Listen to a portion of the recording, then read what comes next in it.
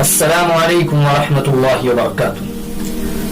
آج بہت دنوں کے بعد مجھے ایسا محسوس ہوا کہ میرے فون کا پاسورڈ پرانا ہو چکا ہے، چنانچہ میں نے اپنے فون کا پاسورڈ چینج کر دیا۔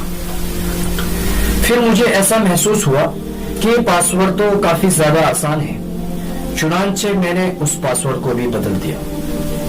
پھر کچھ دیر کے بعد مجھے محسوس ہوا کہ یہ پاسورڈ بھی کافی زیادہ آسان ہے، چنانچہ میں نے اپنا وہ پاسورڈ بدل کر ایک مشکل پاسورڈ سیٹ کر دیا۔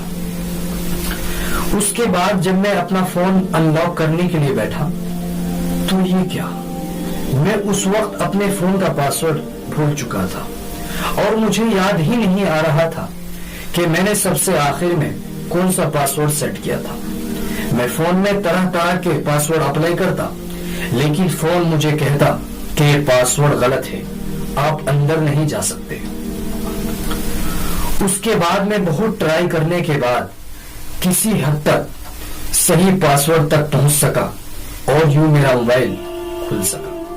تب میں سمجھنے لگا کہ جب ایک غلط پاسورڈ سے ایک چھوٹا سا موبائل نہیں کھل سکتا، جب ایک غلط چابی سے ایک معمولی سے دروازے کا تالا نہیں کھل سکتا، تو پھر غلط عقیدے سے اور غلط عمل سے جنت جیسی عظیم شان جگہ کا دروازہ کیسے کھل سکتا ہے؟ اگر ہم یہ سمجھتے ہیں کہ جنت کے دروازے میں ہم جنت کی چابی کے بغیر ہی داخل ہو جائیں گے تو پھر یقین کیجئے یہ ہماری سب سے بڑی بھول ہے۔ خود ہی غور کر لیجئے نا، جب ایک غلط پاسورڈ سے ایک چھوٹا سا موبائل نہیں کھل رہا ہے، جب ایک غلط چابی سے دنیا کے معمولی دروازوں کا تالا نہیں کھل رہا ہے، تو پھر سوچئے، یقین کیجئے جنت جیسی عظیم شان جگہ کا دروازہ کیسے کھل سکتا ہے؟ خود ہی غور کر لیجئے نا، جب دنیا کے معمولی دروازوں کا تالا نہیں کھل رہا ہے، جب ایک غلط پاسورڈ سے ایک چھوٹا سا موبائل نہیں کھل رہا ہے، تو پھر جنت جیسی عظیم شان جگہ کا دروازہ کیسے کھل سکتا ہے؟ پیغمبر اسلام صلی اللہ علیہ وآلہ وسلم نے تو صاف طور پر فرما دیا ہے کہ جنت کے بھی 8 دروازے ہیں اور جنت کے دروازے کی بھی چابی نماز ہے، یعنی نماز کے بغیر ہم جنت میں داخل ہو ہی نہیں سکتے۔ اگر ہم جنت میں داخل ہونا چاہتے ہیں تو اس کے لیے ضروری ہے کہ ہم 5 وقت کی نماز پڑھیں۔